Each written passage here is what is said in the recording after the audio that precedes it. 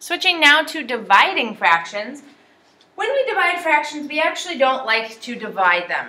Instead, we want to change them to a multiplication problem. Okay, because multiplication we just went through is one of the easiest things in math to do. So we want to change it to a multiplication problem. And how I do that is I actually multiply by the reciprocal of the second fraction. And reciprocal just means that's the opposite, or it flipped. So how we divide fractions, we're going to flip the second fraction and multiply across. And last step always is to simplify. Get that into lowest terms. So I have 1/9 divided by 5/12. My first step is to flip that second fraction. So 12 over 5, I'm going to change it to a multiplication problem, keep my first fraction the same. Now I'm going to multiply straight across.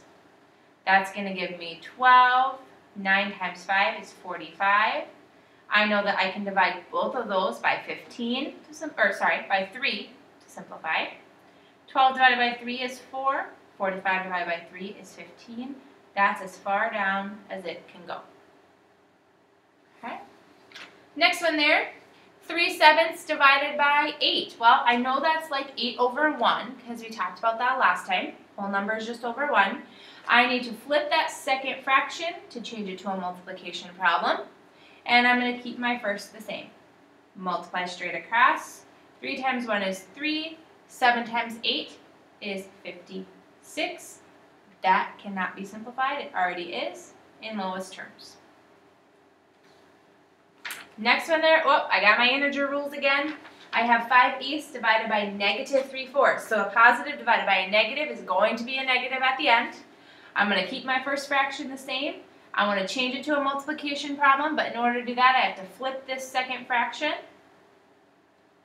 Multiply straight across. That's going to be -20 over 24, which is going to simplify. I can divide both of those by 4, which is going to give me -5/6. All right, let's do a couple more.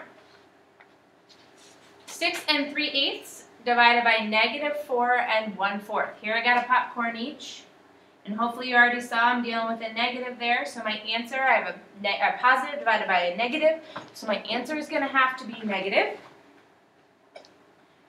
Popcorn those, that's 48 for 9, 50, 51/8 divided by, I'm just going to write it as division for right now until we get our new problem with that popcorn. That's going to be -17/4. Now in order to change it to a multiplication problem, I have to flip that second fraction.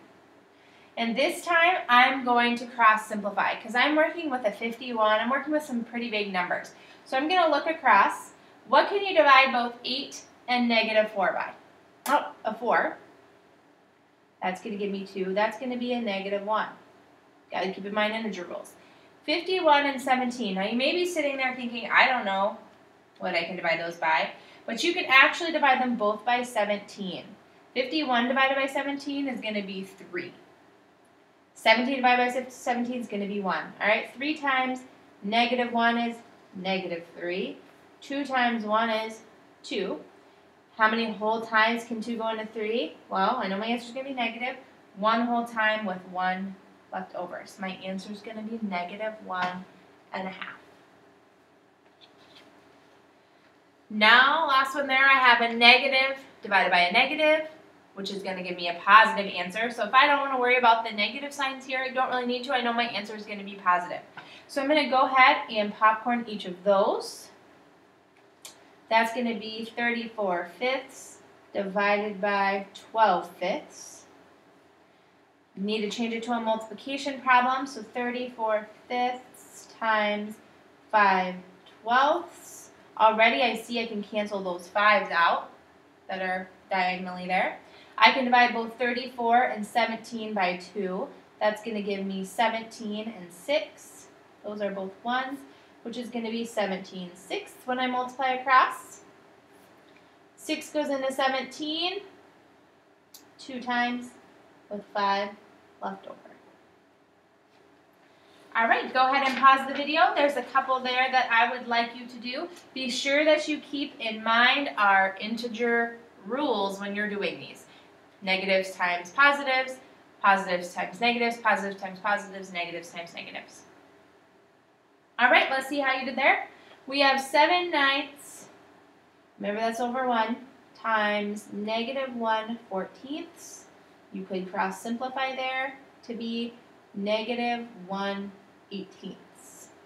Even if you didn't cross simplify, you should still get the same final answer. Okay, moving on to the next one there. -5/7, we're going to flip that to make it a multiplication problem. 7 and 35, I could cross simplify that. So -5 times 5 is going to be -25. 1 times 2 is 2, which is going to be, how many whole times can 2 go in there? -12 times with 1 left over. The last two then that you have, we needed to popcorn both of those.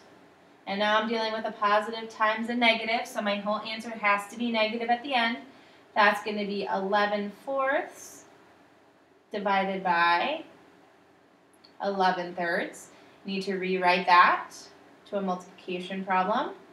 My 11s are going to cancel out, which is going to give me 3/4. And we know my answer has to be negative from my integer rules. Last one there. Again, a positive times a negative, so my answer has to be negative. 7 times 9, 63, plus 1, 64/9 divided by -4/3. Got to change that to be a multiplication problem. Flipping that second fraction. I can divide both of those by 3. I can divide both of those by 4. That's going to give me -16/3. How many whole times can 3 go into 16? Well, 5 whole times with 1 left over. Go ahead then and begin your practice.